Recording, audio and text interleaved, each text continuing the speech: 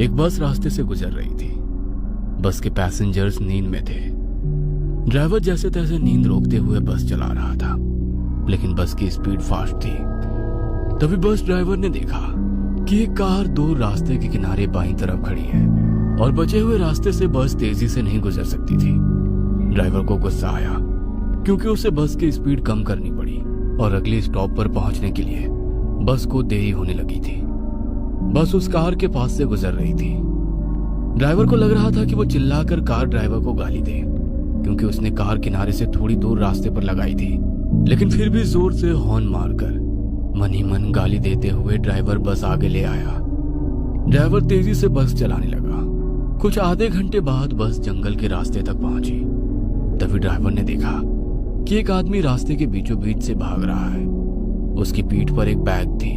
Driver जोर जोर से हॉर्न मारने लगा ताकि वो आदमी रास्ते के बाजू हट जाए, लेकिन हॉर्न की आवाज सुन वो रुक गया और पलटकर बस को रोकने के लिए चिल्लाते हुए दोनों हाथ उठाकर हिलाने लगा।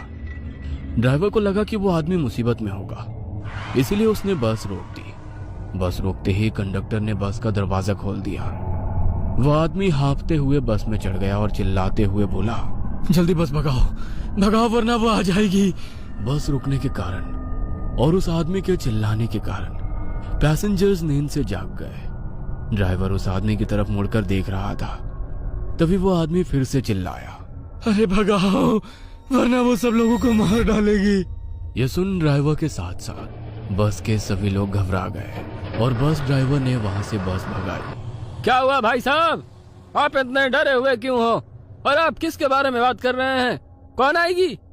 उस आदमी ने अपनी पीठ से बैग निकालकर नीचे उसके पैर के पास रखी और कंडक्टर के बगल में बैठ गया। वह पसीने से लथपथ हो गया था। उसका शर्ट फटा हुआ था और उसके शरीर पर कुछ जख्म भी थे जिसमें से खून बह रहा था।